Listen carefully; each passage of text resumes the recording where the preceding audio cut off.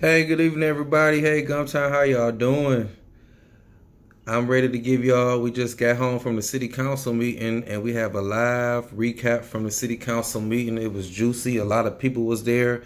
It was crowded. The community came out. The auditorium seemed like it was packed. A lot of stuff happened at the city council meeting tonight. We're going to start off with the mayor's message. He started with a financial update. The city is doing pretty good. Sales taxes have increased since last month, and it has increased almost 15% since June of last year. This time, the mayor said this is indicating that we are spending more money with our local businesses, which is good. Our local retailers, our restaurants, our local grocery stores. So that's good. Keep supporting local businesses. Lodging tax. Lodging taxes have also increased at a rate of 126% since last year, June of 2020. We are making a comeback. More people are downtown. Tourism is going up. People are visiting. Tourism is back in Montgomery. And the mayor also mentioned that the EJI is expanding. So that's going to be huge for us as well. Gas tax has also experienced a positive growth rate. And so is alcohol tax. We have very, very strong numbers according to the mayor. The fire chief, Mitford Jordan, gave a report. He showed a video, a recruitment video. He said, with the city giving them a pay increase, they're more able to retain and recruit people. So we watched the video. It was a good video. The 4th of July weekend, the calls for service went down. There was 148 calls. That's down 30% since last year. Shots fired, 23 calls. That's 73% down since last year. Shots spotted, that's eight calls, and that went up 100% since 2020. Fireworks, 144 calls. That's down 47%. And calls related to gunfire or fireworks was 181, and that's down 50%. There was also a special presentation from the Mental Health Authority. You had Ms. Donna Leslie, Lori Harris, and Shirley Carlisle. They made a presentation regarding the Crisis Diversion Center. This was sponsored by CC Calhoun. The Crisis Diversion Program update, because mental health is something going on in our community, and people either go to jail or the ER. But instead of doing that, they'll go to this crisis diversion center. It'll be 24/7. It'll be evaluation for a triage of those in crisis. Law enforcement can bring people there. The ER can send people there because the probate court is tied up. Jails are overcrowded. People who are in jail or go to the ER need this place. The other centers are located in Mobile and Huntsville. Happy Tuesday, Jazzy K. So far with this crisis center, they're going to have 10 temporary observation beds. And if you need to stay longer, it's going to be 16. And it's 40 total residential beds if you have to stay. The building is going to be located off of Carmichael. It's already purchased. It's an 18,000 square foot building. They're going to add 2,500 more square feet. It's planning to open this year, December 2021. They're asking from I think they're getting $7 million from the state. They're going to allow walk-ins. They're going to be a separate entrance for walk-ins and a separate entrance for law enforcement. You are so welcome for this information, Sonia, and please share it. And Donna Leslie, she's the person to contact with that, and she shared her contact information. It's 334-279-7830. That's 279-7830, extension 7000. All right, now it's time for the juicy stuff. The Aqua Lounge on Atlanta Highway. They came to apply for their liquor license. Charles Jenwright was there. That's his district. The council voted to deny their liquor license. Jenwright mentioned that he said the people in the neighborhood really don't want it. It's a bad place there. The previous ownership, it was just very bad. The owner said he talked to everyone. He talked to the neighboring businesses, the Walgreens, the Kentucky Fried Chicken, the bank who still owns the Funzone property, and they said they gave him the okay. The interim chief of police was there, and they said, the owner was supposed to bring the paperwork from the bank stating that such, and he didn't bring it. And one issue was the parking spaces. The capacity for the Aqua Lounge has, I think, about 404 capacity, but it's only 34 parking spaces for the building. But if you add like him using the neighboring businesses parking lots and the fun zone parking lots, it'll be over 75. And then it was issues with that,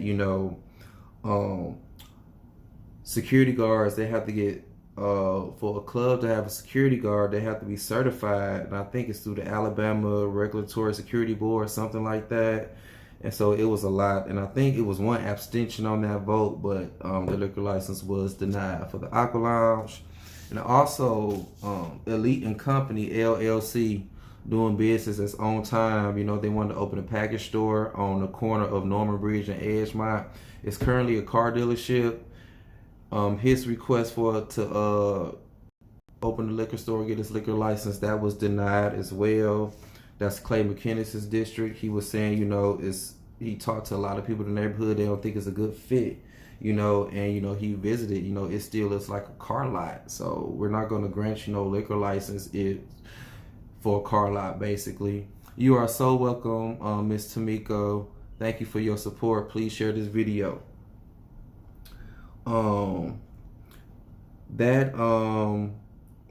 There were 3 abstentions, and 5 voted against it.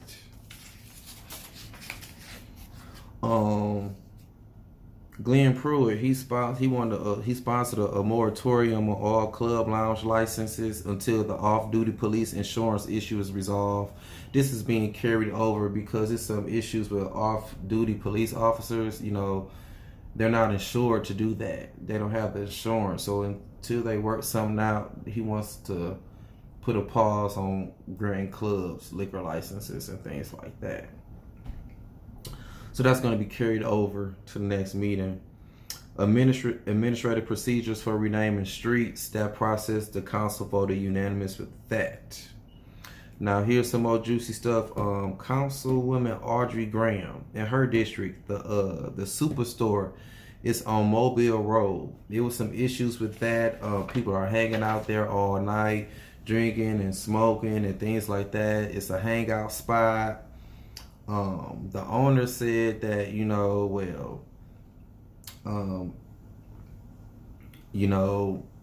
they wanted the owners to work with the police. They said, you got to control your business. You can tell people to leave. You can tell people not to hang out, and people are still hanging out. And so that's going to be carried over to the next meeting. He's going to, the owner has to have a plan for the gas station. Like, hey, what y'all doing? Because if y'all go continue happening, it may get closed. And Jamel Brown was there to speak against that too. Now with the extended stay here in District 3, that's I was finna say Tracy Larkin, Lord have mercy. That's Marsha Johnson's district. The extended stay is on Chestnut Street. It's right off Ann Street by the package store. There's been a lot of complaints that the residents there, they do a lot of trash. They bring the Walmart buggies. They put stuff in the dumpsters and everything. And the manager from there, she came to speak on behalf of the extended stay. She was saying that, it's a lot of homeless people in the neighborhood. A lot of that stuff is not from them. They can't control people standing in front of the gas station and the other places like that. So this has been carried over for a month. She has to meet with the neighborhood association and the other businesses to try to come up with a resolution to make that part of the neighborhood more safe. She got 30 days. Okay, what's next? Mr. Gus Restaurante on Atlanta Highway, as well as Polished by Sophia on Decker Lane.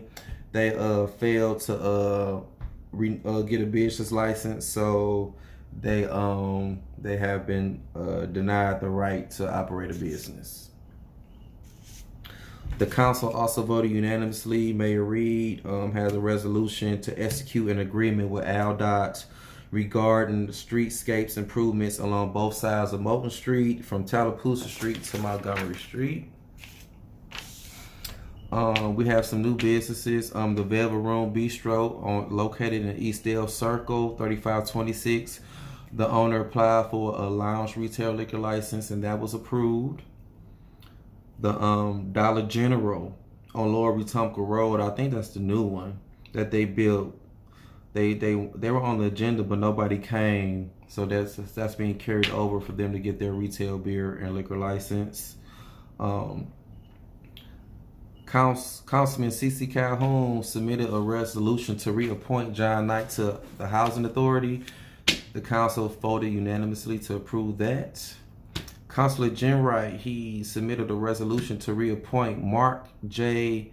Durlam to the Medical Clinic Board for the City of Montgomery. The council voted unanimously to approve that as well. They also voted to tear down demolish some unsafe structures.